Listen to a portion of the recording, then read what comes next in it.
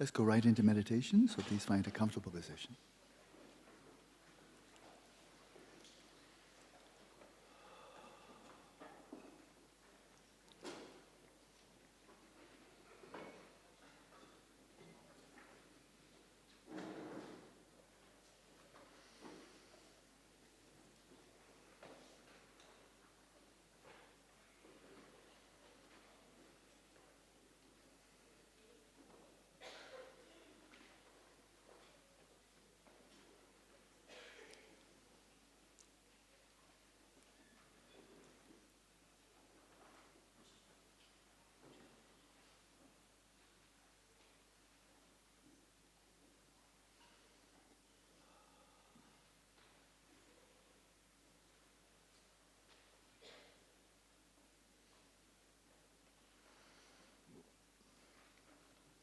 So we will proceed now in the next phase of this sequence of Shamatha without a sign, as taught by Padmasambhava.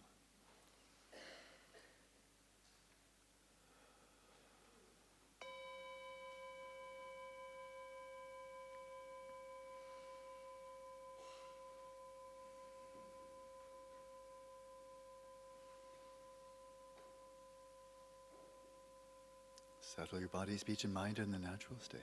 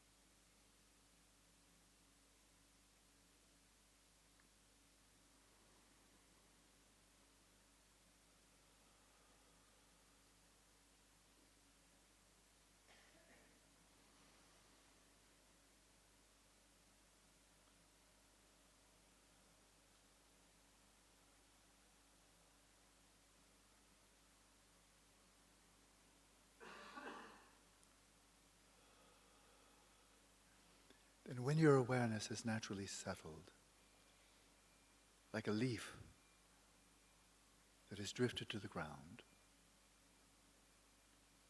and your awareness is resting right where it is, having released all grasping, it is naturally and effortlessly still and naturally clear and self-knowing. Then let your eyes be open.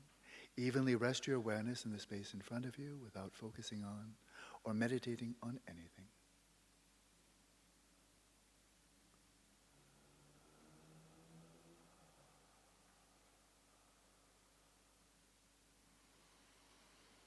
Withdraw your awareness from all of the appearances of the five senses and all the activities of the mind.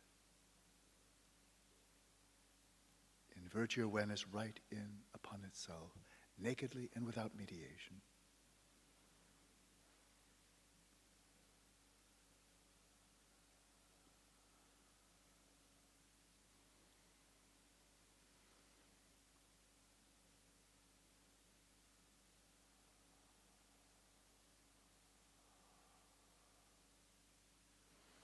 so that you're resting in this one fundamental, indubitable knowing, the knowing of being conscious.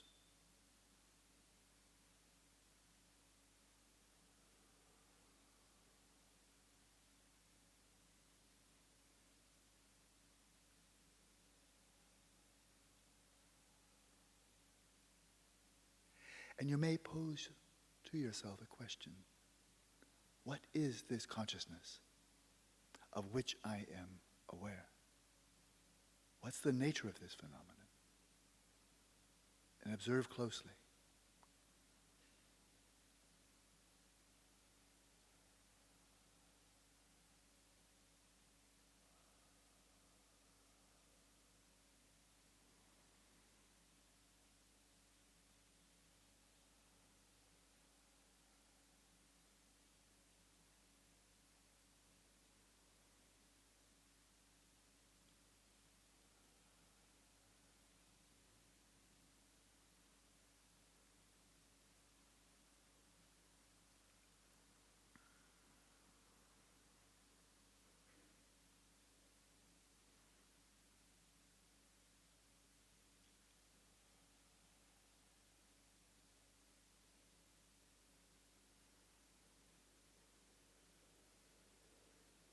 Introduce the oscillation forcefully, but not too much force. Withdraw from all appearances, sensory and mental, right into the very nature of being aware.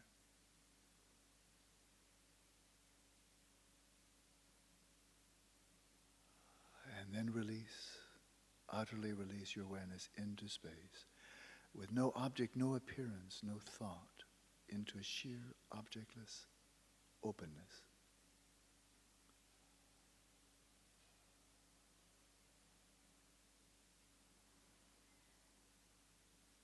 And then again arouse, accentuate, concentrate your awareness, withdrawing from all appearances again into the very nature of awareness. And setting your own rhythm, release again. Sustaining continuously the ongoing flow of awareness, non-conceptual, unmediated.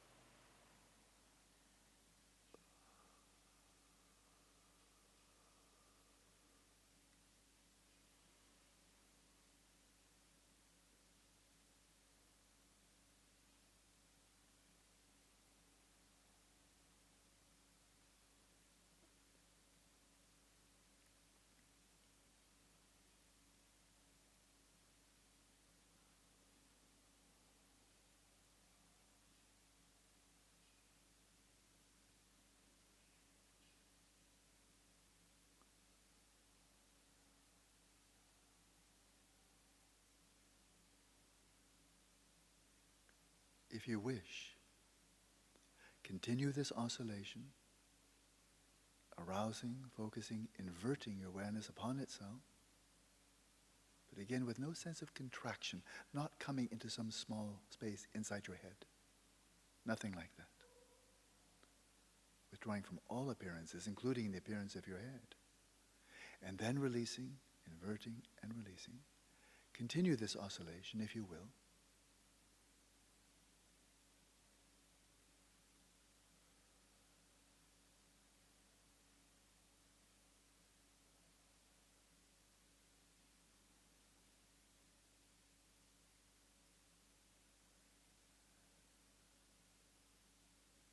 And then note that you are indeed doing this voluntarily. No one could make you do it. No one wants to make you do it. So you chose to engage in this oscillation, arousal and release. You're doing it because you decided to. You are the agent. You're doing it. You can stop at any time. All you have to do is decide. But you as an individual are the agent. You're able to be the agent because you have a mind. A mind that is regulating the flow of attention. You can do things manually because you have a body. You are the agent, but the body is doing the actual work. And likewise, you are regulating the flow of attention because you have a mind, and that's doing the actual work. So we raise this question, what is the very nature of the mind that is the agent, that is performing the oscillation of inversion and release?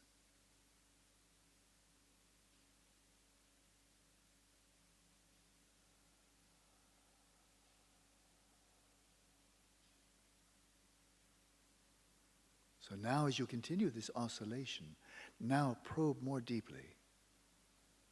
As you invert not in simply upon your experience of being conscious. Invert more deeply, probe more deeply into your experience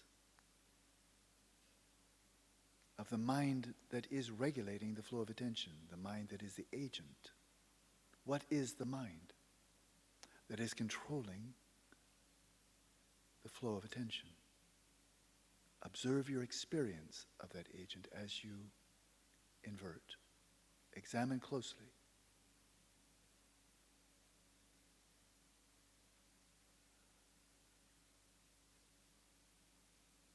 Then release your awareness into space as before.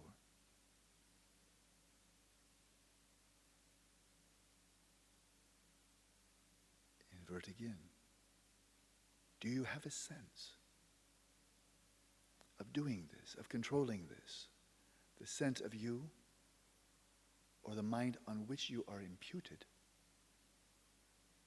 doing this, acting as the agent? What comes to mind when you observe the agent, the mind that is doing, the mind that is meditating? What comes to mind? Examine closely when you invert, and then release.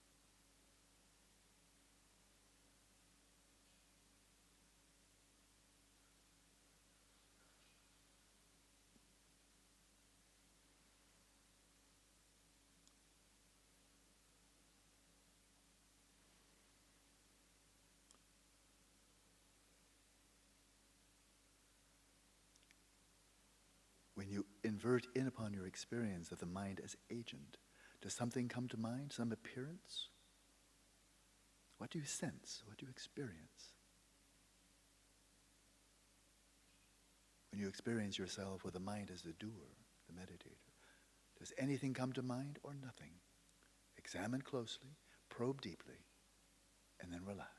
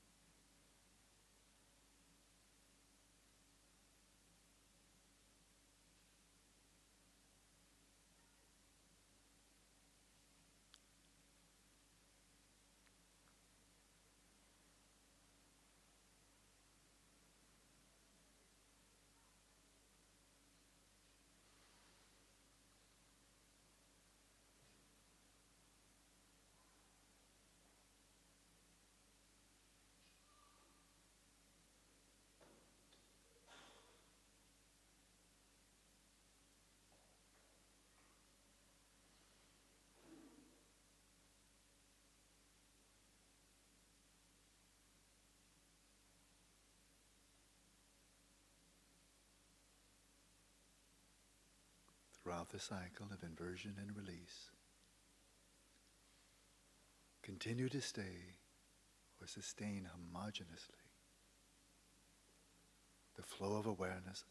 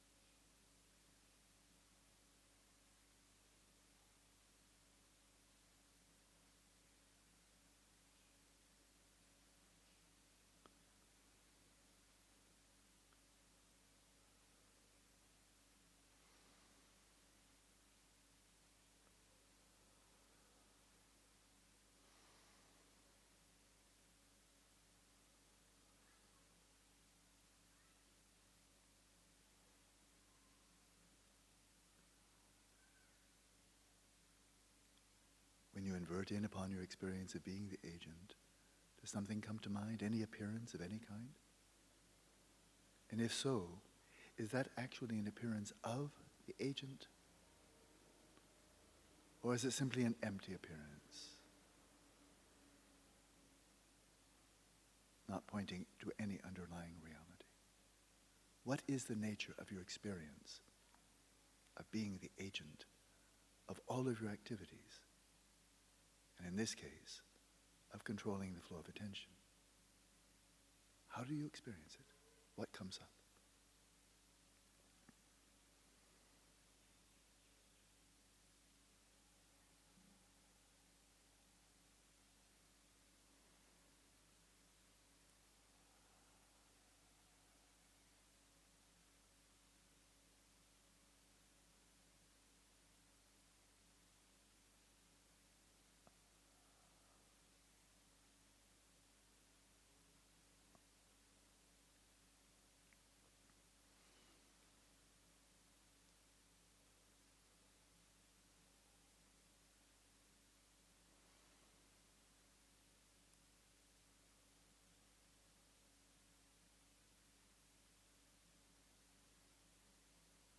Then release the oscillation. Let your awareness come utterly to rest. Right where it is, holding its own ground, vividly aware of itself.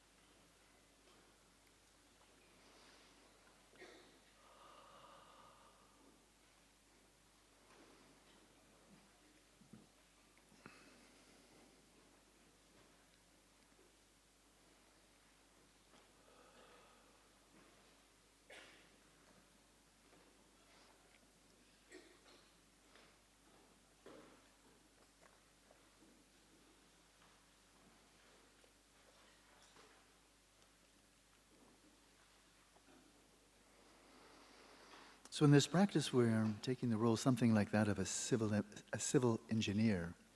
I've mentioned this analogy before, who's looking at a great alluvial plain where a great river like the Amazon or Mississippi, the Nile, spreads out and goes into the many, many rivulets. I think the base of the Amazon, mouth of the Amazon, I think it's about a mile wide. And taking that diffuse with various tributaries heading off in different directions, taking that and then channeling it all. And that is, imagine there's 6 tributaries going out of the finite flow of your awareness, going out into the 5 physical senses, their 5 tributaries, and then to the mental. And you're taking all of that. It takes probably months, hundreds of hours, maybe thousands of hours, to so direct the flow single-pointedly that all of the flow of your attention is flowing right into the mental, and within the mental, right into awareness itself, even withdrawing from the activities of the mind. Direct route to experiencing the substrate consciousness and discovering it for yourself. When you discover it, it'll be a discovery, a first time ever discovery for you. And so we hear from the reports of basically thousands upon thousands of explorers, these inner explorers, that once you arrive there, the mind is magnificently supple and so forth, free of obscuration, endowed with the 5 jhana factors, and then fundamentally, and we hear this so frequently in the path instructions of meditation teachings in the Tibetan Buddhist tradition, you arrive there, it's blissful, luminous, and non-conceptual. You're tapping into a wellspring of bliss and well-being. So if this were corroborated in a collaboration with scientists and very well-trained contemplatives who are achieving this, I think it would be very interesting science. They would find this very interesting, they publish papers, but it would not catalyze a revolution. It would just be, wow, this looks like meditation might be really good for you. Optimal performance and finding the true sources of happiness. But a revolution, I don't think so. It would just be a very good paper. Might even get a Nobel Prize, who knows? But the question that can be raised, I think is a crucial one, that is a scientific question, is memories. We have them. Where are they stored?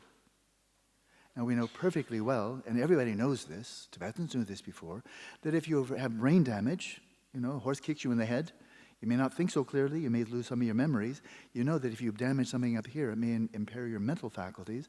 And now, of course, we have brain science, which gives us so much more precise knowledge of this, that with Alzheimer's, you can no longer retrieve memories. Senile dementia, ability to retrieve memories is limited. Brain damage you could lose. And so we know that brain impairment can make it, you can lose memories. But what does that really mean? And the assumption, the unquestioned assumption, virtually universally in neuroscience, is memories are stored in the brain. And if the brain is damaged by Alzheimer's and so on, then those memories are gone. You've lost them because they're stored in the brain. That's a hypothesis, and I see why they would say that. It's not silly. And moreover, you can actually catalyze using microelectrodes. You can actually activate, electrically stimulate very specific ganglia of neurons, and when you stimulate them, a memory pops, a memory it emerges, and you unstimulate it, and memory goes back. And completely take a spoon and scoop those neurons out, you may lose a memory. So that looks like pretty compelling evidence. Okay, memories are in these complex networks of neurons. But is that really compelling? Because all that's really been shown is the correlation between brain activity and subjective experience. There's nothing there that actually indicates equivalence, that the memories are actually stored in the brain. They could be. Although how things like memories of your mother or a Bach cantata or a beautiful sunset, how that could be stored in chemicals objectively actually in there, I don't know of any branch of chemistry that could tell you how memories are actually inside the head. It looks like a what's it called? A categorical error. It's like saying prime numbers are in your frontal cortex. Or musical genius is in your hippocampus. I mean, isn't that just kind of odd to say that something is non-physical is located in something physical? Does that make any sense at all? Well, there's another hypothesis we're raising here in the scientific hypothesis. Most people in Buddhism, I think they do accept it as a religious belief, like most people in the modern world accept the truths of science based on authority, not because they've done the hard work. So there's not much difference there. But there are then philosophers who understand this philosophically, as you can understand many other things philosophically, but the scientists actually get get the juice. They discover they know because they've seen for themselves many, many things. And likewise, there are countless contemplatives who have accessed the substrate consciousness. They know it. It's not belief. It's not philosophy. There's no religion here. And they know the bliss, luminosity, and non-conceptuality, but it's more interesting than that, because the Buddhist hypothesis, I'd like to present it that way, rather than the Buddha said, or Padmasambhava said, and immediately appeal to authority, because then you may be prematurely satisfied with a mere belief. How about knowing? And that is, what if, here's an alternative model and hypothesis, memories are non-physical. They have no physical attributes. They cannot be measured physically. There's no reason to believe they're actually physical because there's no evidence they are. They're not stored in the physical any more than prime numbers or anything else that's non-physical. They are actually stored in the substrate consciousness. They're not stored in the brain. They're accessed by way of brain activity. Damage the brain, you can't access them. But again, liken the brain to a keyboard. Damage the keyboard, you won't be able to access some of your programs or memories that are actually stored not in the keyboard, but in the hard drive. The hard drive is a substrate consciousness. It's a model, it's a hypothesis. I'm not asking anybody to believe this, but this is a testable hypothesis. What if all of your memories are stored in the hard drive of your substrate consciousness, and as long as you have a well-activated brain, a good brain, then you can access them by the keyboard of your brain? Well, how would you test that? You can test that simply by achieving shamatha. No religion needed. Achieve shamatha, come to rest in the hard drive with no distractions, right? Rest there, have a 4-hour shift. Go into the substrate, rest there. You're resting in the hard drive, and then I'm following what I'm about to say is based upon writings from Buddhaghosa 1,500 years ago. Very similar. You can see it for yourself. And that is, okay, now you give yourself a test. I'm resting, hypothetically, I'm resting in the hard drive, and now I'm going to see if I can retrieve a memory that I couldn't possibly retrieve if I were just in my ordinary waking state. Like, for example, what did I have for breakfast 1 year ago? December 14th, 2018, what did I have for breakfast? I have no idea. But I'm not in the hard drive. Right now I'm operating out of my human mind, and there's too much noise here. Get all the noise to shut down and all the distractions from the sensory fields, and so you're in the hard drive with nothing else going on. And then like a laser pointer, put yourself into the time machine. December 14th, 2018, click, click, click, click, click, click, click, until something comes up. An image comes up. And you're remembering what you saw that morning, December 14th, 2018, and you're seeing your breakfast right in front of you. Because it's stored there and you're in the hard drive. And then you come out, and if you want to do this scientifically, you would ask questions for which a third party, somebody outside, knows the answer, like a quiz show. Right? And so somebody knows. Maybe you eat at a diner every day, and the chef remembers, oh yeah, I remember what you had, and you didn't have the same thing every day. But on that day, I remember. Maybe they keep a log. Just something where there's a third-person corroboration that you can determine whether your memory is valid or just whether it's just fiction, because that's a crucial thing. Anybody can imagine things that never happened. And so imagine you go back 1 year, and there is some outside verification, and you said, I had granola and I had raspberry yogurt on top of it. I had Earl Grey tea with cream that day, not rice milk. And I had a piece of melon. It was honeydew melon, a little bit overripe. You're either right or wrong. And the chef says, wow, that's amazing. That's exactly what you had. I'm sorry about the honeydew. Well, that would be pretty spectacular. That would be a good scientific paper.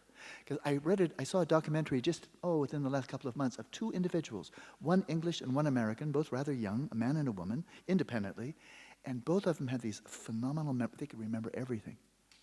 They could remember this. And they're not yogis, but they could remember. You could just call up a day and they'll tell you as if it was like yesterday. It was all thoroughly documented, no hocus pocus.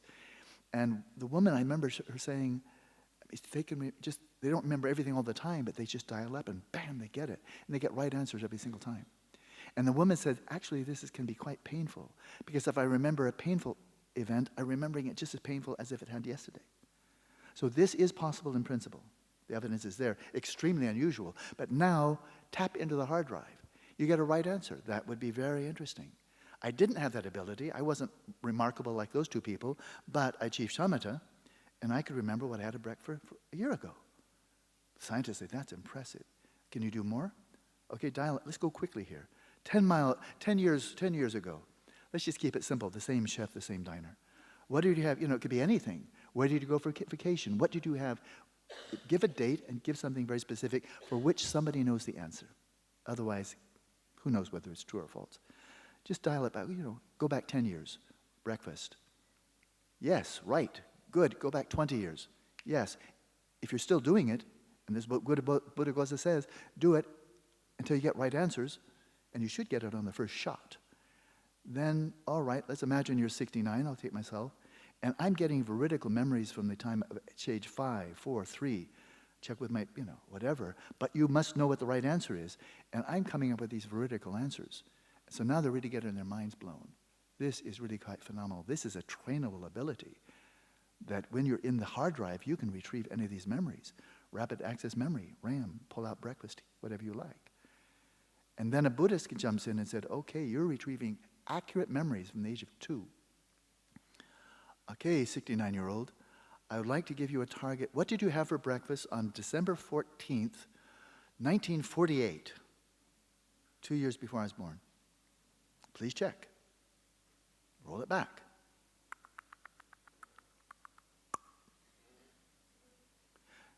One of 3 answers is going to come up.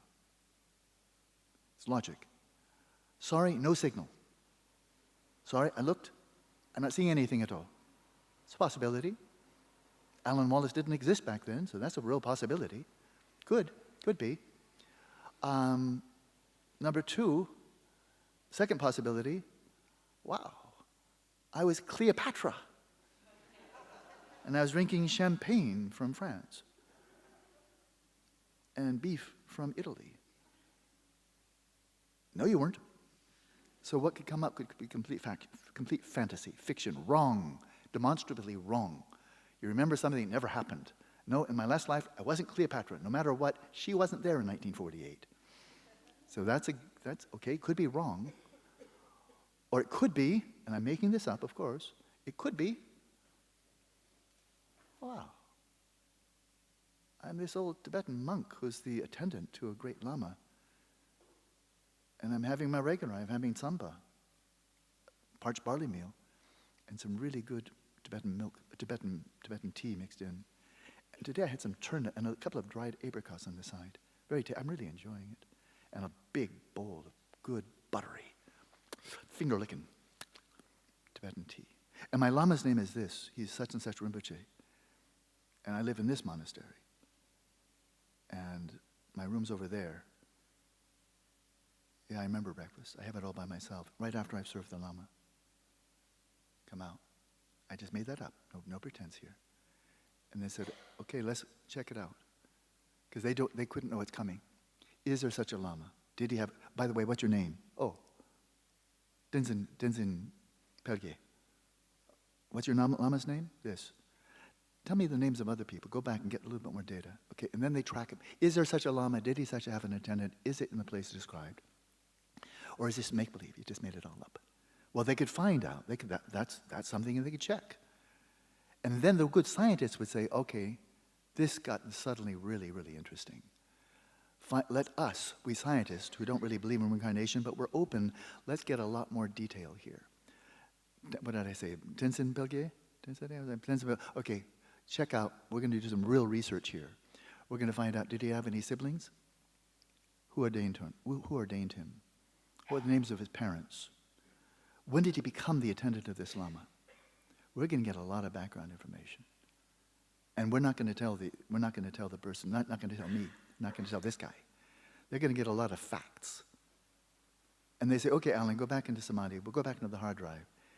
And now we want you to tell me, what's your mother's name? Where were you born? And anything else they double up for which they know what the truth is. And then you go back again. And if you come out with correct answers, do it on more than one subject. And another and another. and see if they can pull out veridical memories from past life that can be tested in a completely open way, where you see there could be negative results. It could be fantasy, it could be no signal. Do that. Do that with 10, 15, 20 people who have achieved shamatha. And that will demonstrate beyond any reasonable doubt that memories are not stored in the brain, because this brain didn't exist in 1948. In which case, memories are not stored in the brain any more than the memories and programs of your computer are stored in the keyboard. And the fact that you damage the keyboard, you can't access your memories, that's just because it's correlated, but not because the memories are in